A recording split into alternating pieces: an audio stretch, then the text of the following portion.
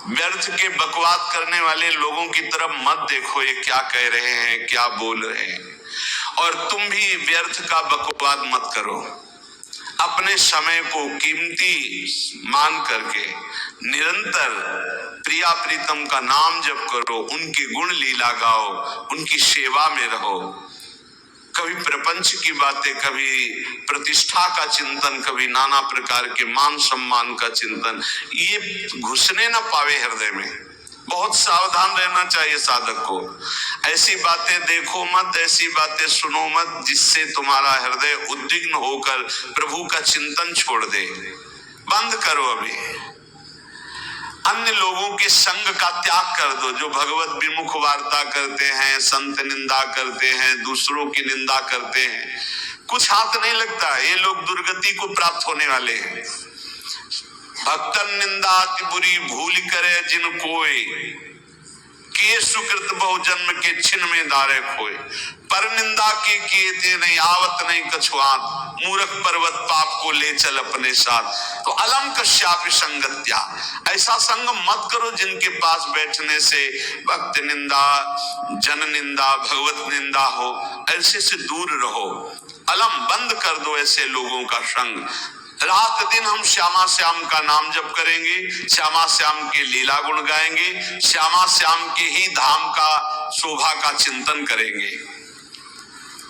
जब तुम अपना जीवन श्यामा श्याम के चरणों में न्यौछावर कर दोगे तो पूरा भार श्यामा श्याम ले लेंगे और तुम्हारे हृदय में मस्ती आ जाएगी।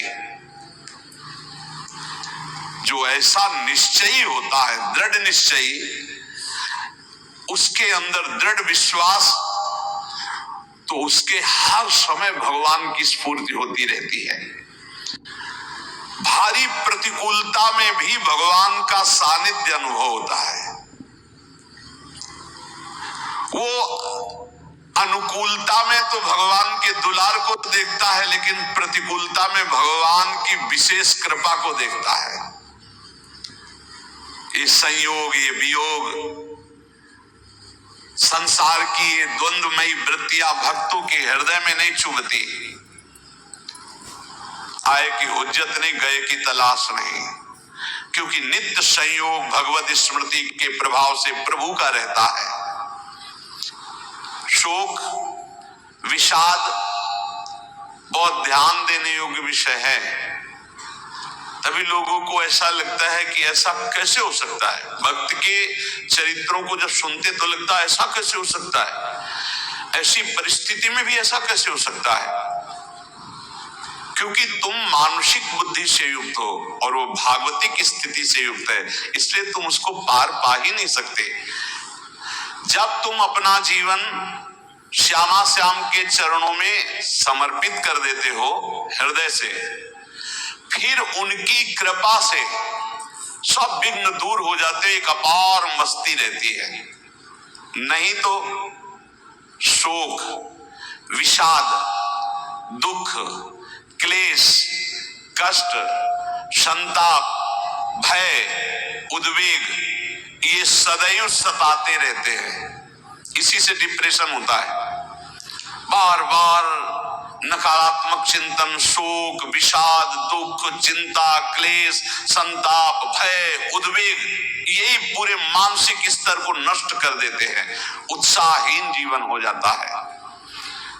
जब तुम श्यामा श्याम को समर्पित हो जाते हो तो ये सब प्रवेश भी नहीं करते, एक अपार मस्ती बनी रहती है। अब क्या होगा, श्यामा श्याम जो करेंगे वही होगा।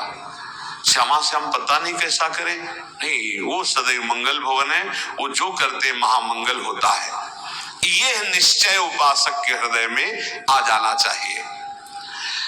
इसलिए अपना सारा मन, सारी बुद्धि, सारा जीवन, प्रत्येक श्वास प्रभु को अर्पण कर दो, फिर देखो तुम निहाल हो जाओगे।